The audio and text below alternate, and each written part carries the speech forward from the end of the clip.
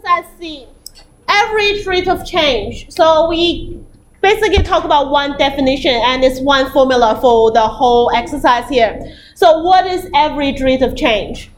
So not all the functions are linear. So it's not like if it's a linear, then every one x change, the y will change for the same value, right? For each x change, y change the same height, like said, is the m, is the gradient. But it's not all the relations can be put into a linear. So it can change like this. Okay, it can change just like this. So not all functions has a constant rate of change. Okay, it's not all the functions will have a constant rate of change. For a function that is nonlinear, okay, this is a nonlinear function. For a function which is nonlinear, the rate of change varies at any time. Okay, varies all the time. Like it's just keep changing if it's not linear. Because okay, so we talk about change later. And may in fact be different for every different point on the graph of the function. So if it's not linear, every point on the graph, the rate of change is different. Like how quick the y is changing when x is changed. Therefore, we introduce the average rate of change. Okay, so what is average rate of change? Average rate of change equals to y2 minus y1 over x2 minus x1.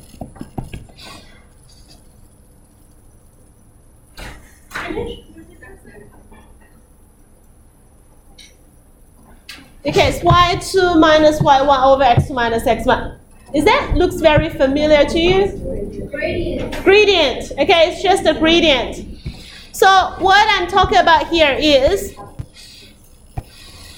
if I have a nonlinear graph, okay, it looks like this. I want to talk about the average rate of change between this point and this point. Okay, in between those 2 points, I want to find the average rate of change in between x1 to x2. So the average rate of change is just the gradient of this line. By connecting those 2 points by a linear, and I want to find the gradient of that linear. That is the average rate of change. Also, we can consider about this in this way. x1 to x2, how much the x has changed. And y1 to y2, how much y has changed. So this distance is x2 minus x1. That distance is y2 minus y1. Okay, it's y2 minus y1. So in between those 2 points, well, I know every time like it's changing differently, but overall, like from the result, from the starting point to the finishing point, how much y increased, how much x changed. So now y2 minus y1 over x2 minus y1 is for 1 unit of x change, how much y has been changed on average. Okay, on average. Very easy to understand, average rate of change. Okay, so connecting those 2 points, the linear gradient will be the average rate of change. And y2 minus y1 over x2 minus x1 is the formula to calculate average rate of change. Okay, average speed. Okay, the next one is average speed. What is average speed? Average speed needs to be calculated by distance and time. So average speed will be the total distance traveled over the total time.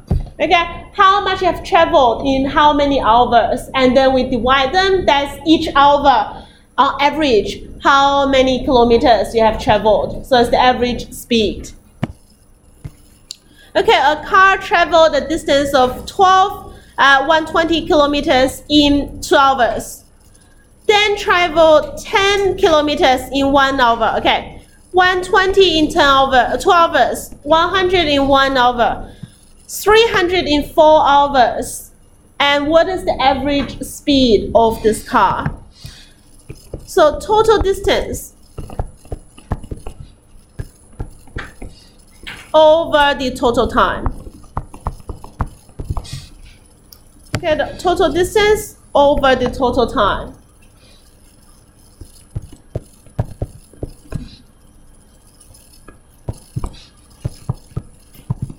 Unit is kilometers per hour. So each hour, on average, it will travel this much to cover 520 kilometers in 7 hours. Okay, so it's just like the basic idea of what is average, how to calculate average.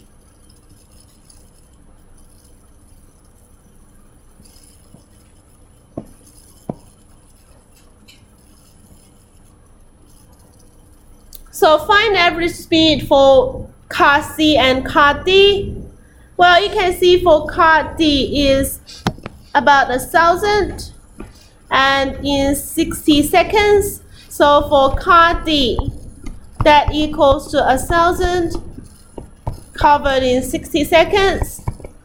So 0 and 0, 50 over 3 meters per second.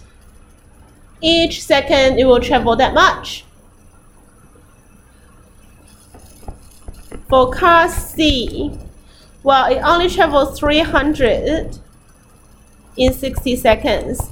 That's 5 meters per second.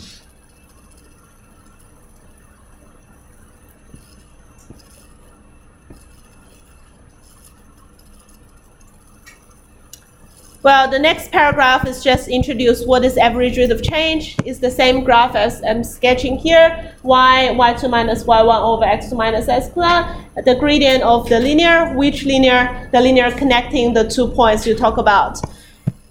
So not much to talk about here. Well, for example 3, I want to find the average rate of change with this rule. Okay, this rule. Well, if you want, you can sketch it. I can say this is fx equals to x minus 1 squared plus 4. Okay, that's my function. That's the quadratic.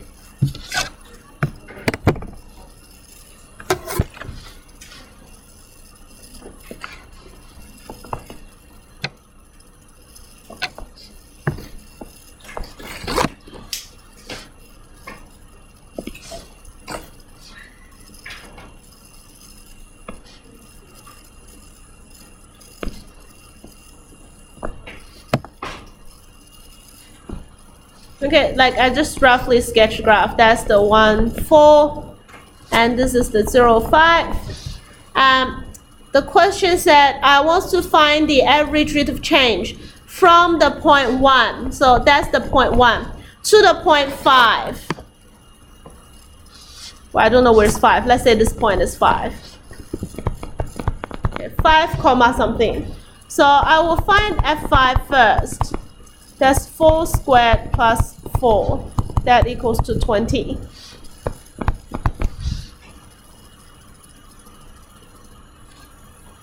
Okay, 520. So I also find the average rate of change is the linear connecting those 2 points, like this. So the average rate of change equals to 20 minus 4, because from 1 to 5 it has increased 16 units, and 5 to 1 the x has changed for 4 units. That's 16 over 4, that's 4 units per x. Okay, 4 units of y per unit of x. So x increase 1, on average y will increase 4. But you know it's not every one x change y equals to 4, y change 4. Then that's a linear, because it's changing like as a curve. It's non-linear relationship. That's just on average.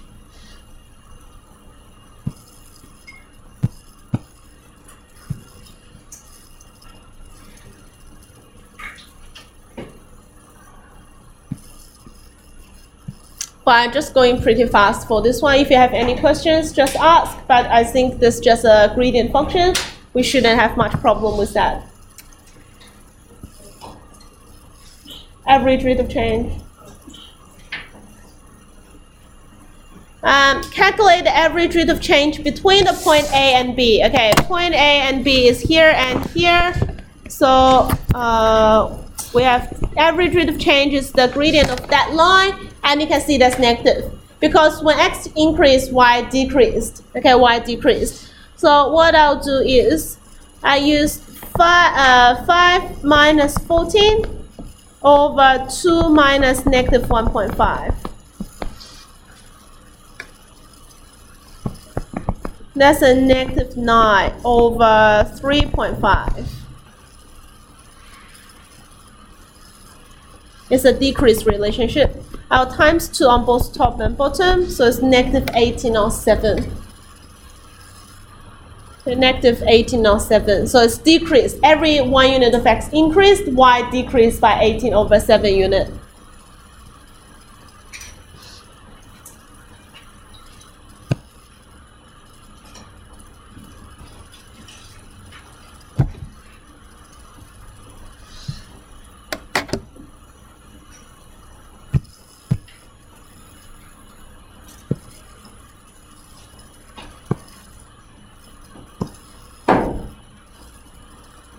Alright, example 5. Find the average rate of change of the height between t equals to 1 and t equals to 3.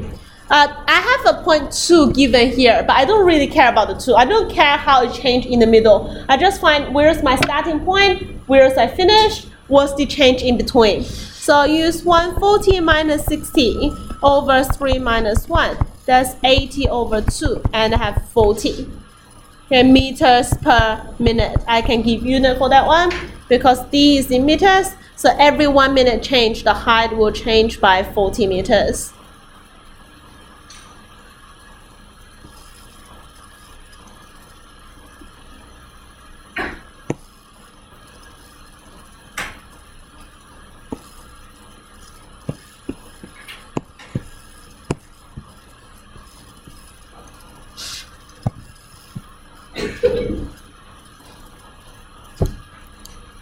Example 6. The air temperature T Celsius degrees at a weather station on a particular day is modeled by that one. Capital T is the temperature and lowercase t is the time.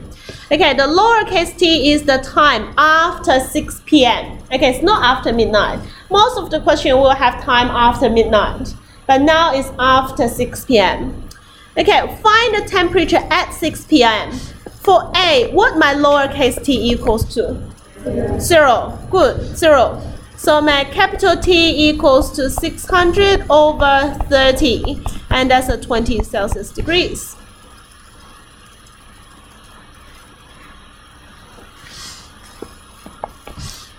For B, find the temperature at midnight. So what's T? 6. Okay, after 6 hours is the midnight, so lowercase t equals to 6. So capital T equals to 600 over 6. Well, 36 plus 12 plus 30, and that's 600 over 48, 78. We can divide by 2. 39. I can divide by 6. I can divide by another 3. So that's a 13 and 100. 100 over 13. Celsius degrees. The unit is degree.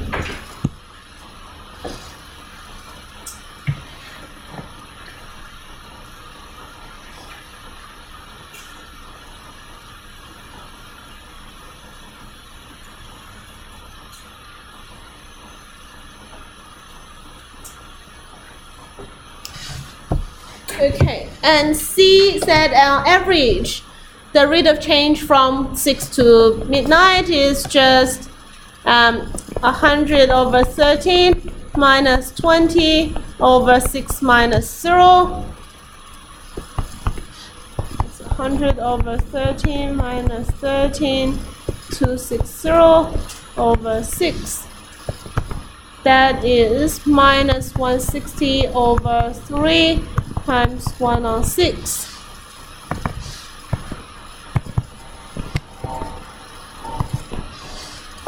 We have minus 80 over 20. I can divide by 2. That's a 3. So 39. Minus 80 over 39. And degree per hour. The unit will be degree per hour. So change in time over change in temperature over the time. So degree per hour. Each hour is decreasing by that many degrees. Okay, it's just average rate of change. Okay, nothing new, like it's all something we learned. Okay, the next one we're going to learn is very important. Okay, this exercise is leading you to the next chapter, so it's very important. So it's the instantaneous rate of change. So at that instant, I don't talk about overall how much it has been changed. I'm talking about at that instance how it's increasing or decreasing. Is it increasing trend or decreasing trend? For that instant, how the x change according to the y changing, y change according to x change. So instantaneous rate of change is the gradient of the tangent at that point. So you know what's tangent, right? Tangent is only touching the curve once. It's not going to cross it twice. So only touch it once for that point. So at that point it's touching here. This is the tangent line. The gradient of the tangent line equals to the instantaneous rate of change at that point.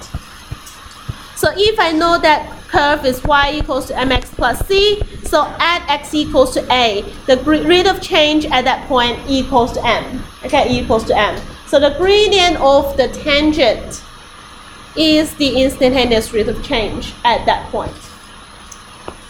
Now, like for the knowledge we have so far, how do we find an approximate gradient? Well, we can't find the accurate one. We don't learn how to find the accurate tangent yet. For the given knowledge, I want to find an approximate, quite accurate instantaneous rate of change, like the gradient of a tangent. There are three ways we can do. They are not accurate. Okay, they are not accurate. Well, third one is what we learned in chapter 17. So we'll not talk about that today. So this is the most accurate method. Okay, this is the most accurate method. Don't worry about that one. Okay, so we can see two methods. Okay, one numerical, one graphical. So use a graph. If we see number 2 is use a graph. I will draw the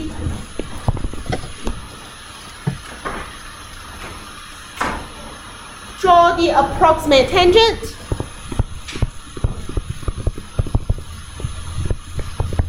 Okay, by a given point, you just draw a tangent. Okay, you think, oh, roughly this tangent should pass from here to here. So I draw an approximate tangent. Then we can choose 2 points on the tangent line. But one of the point is the point you want. Okay, the point is at the point what you want is the at point P. Okay, so find the instantaneous rate of change at point P. So you find one point is given already. So for example, this one. Well, I draw the tangent for you already. So at point P, I know the point is 410 already. So that's 1 point I can use because this point will also be the point on tangent as well. So 1 point is given. The next thing is I want to read another point.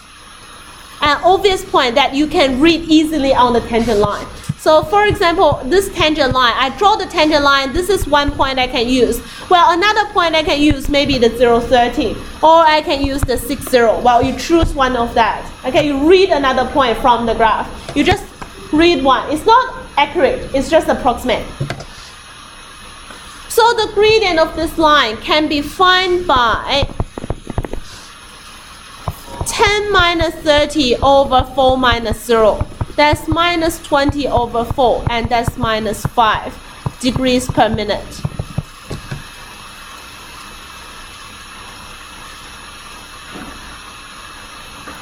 Okay, so what I want to do is draw the tangent line and read the point, read another point on the tangent and use the point you given originally and find the rate of change, okay, the gradient of that linear. So that's one way, really easy, really rough. Okay, just draw it, read it, and find the gradient. Not that accurate. But next method, I'm going to introduce a more accurate method. It's still not exact, but like it's much better than what we do like for the graph. So what we'll do is, I just make the graph bigger. I want to find the gradient. For example, that's 1, 3. Okay, I want to find the gradient of that one. I draw a tangent line here.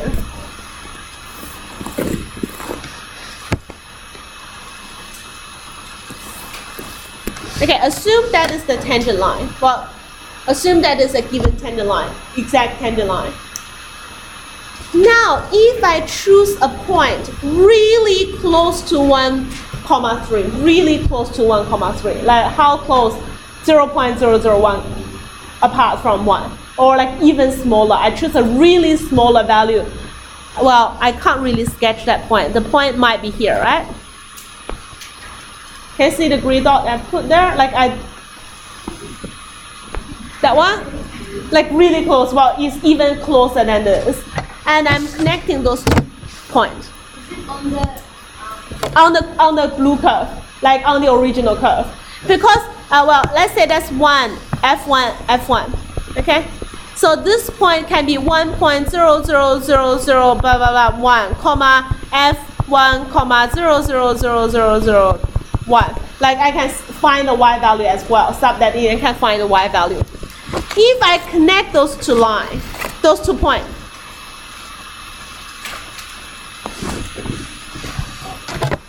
I'm connecting those 2 points. Can you see the point the line I connect those 2 points is quite close to the tangent.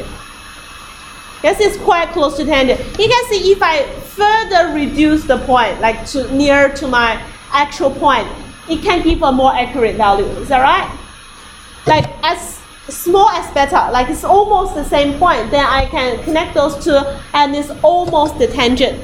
So I can use the average rate of change formula to find the black line as sketched later and use that gradient to approximate, say that is the tangent, gradient of the tangent.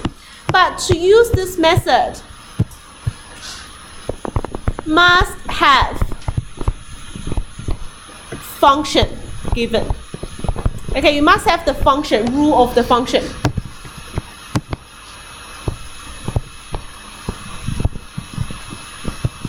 If you don't know the rule, you can't use this method. If you don't have the rule, you can just approximate by sketching it and look at it. If you have the rule, you can use this numerical method. I'll show you the example. For example, asked to estimate the instantaneous rate of change at x equals to 2. So first of all, I find when x equals to 2. Y equals to 9. Okay, the point given to us is 2, 9. I want to find the gradient at that point.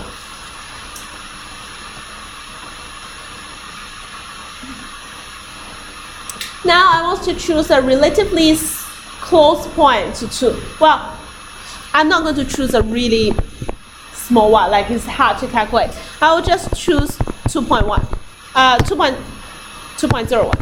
Okay, a smaller one. I can go 2.001, like even close, but like don't want to be that small. So 2.01. So let's see what y equals to. 2.01 to the power of 3.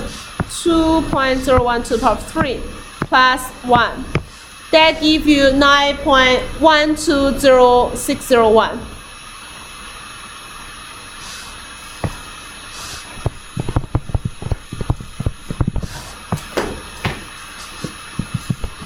Okay, I have a y value here. This is another point on the curve. This is another point on the curve. I find the average rate of change between those 2 points. Use this value to say we assume this to be the instantaneous rate of change because it's very close to the actual point, actual tangent.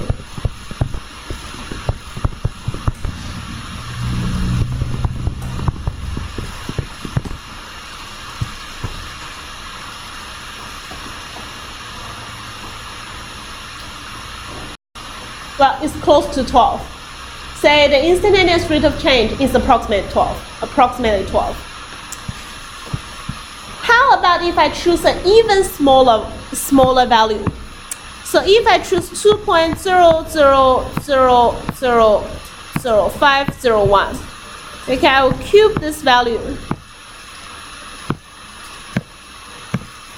plus 1.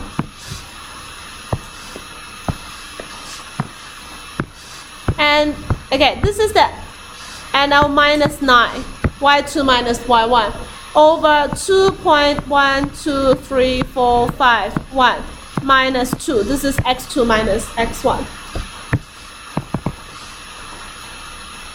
Can you see it's even close to 12 now? When I reduce the step, like the difference between those 2 points, the value is even close to 12. So I think the instantaneous rate of change will just be 12. Okay, when I reduce the number, I can approximate that.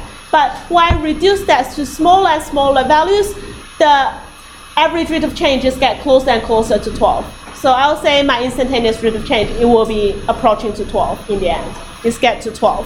So I can use this method when we know the rule to approximate it, and this answer is quite accurate. Okay, it's quite accurate. It's about 12. It's about 12.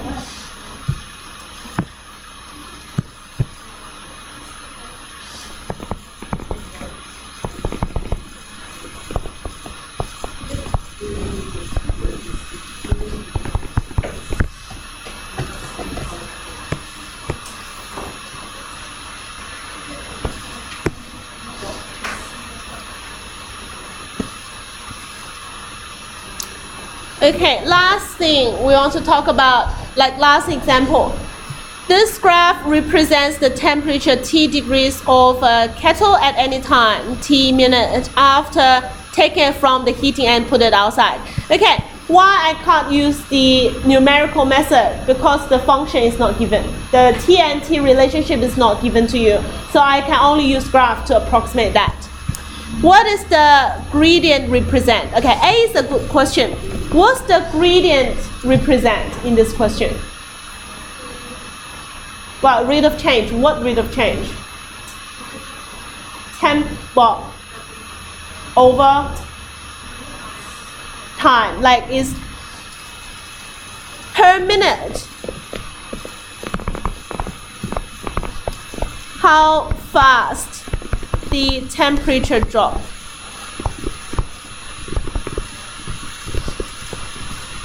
Okay, per minute, how fast the temperature drop. So the rate of change is actually represent that because it's changing degrees per minute, right? Changing degrees per minute. Is that hour or minute? So changing how many degrees is changing per minute. So it's how fast the temperature is dropping. Okay.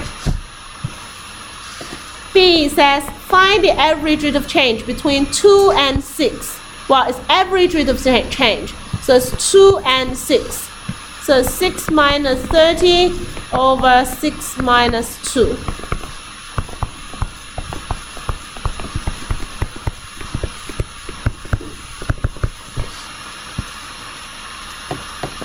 So it's minus 6 degrees per minute.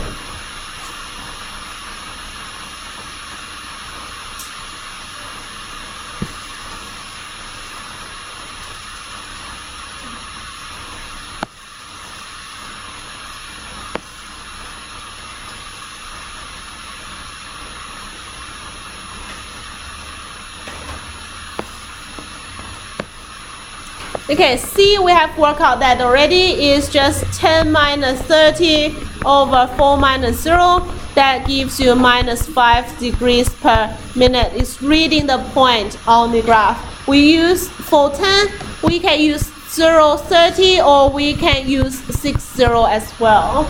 Okay, you can choose one of those points and find the average rate of change for that tangent.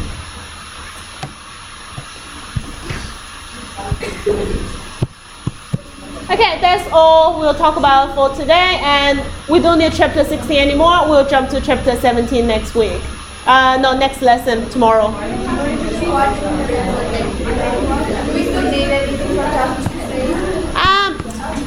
Position, the next page might be quite useful for year 12. And the front page I don't think is useful.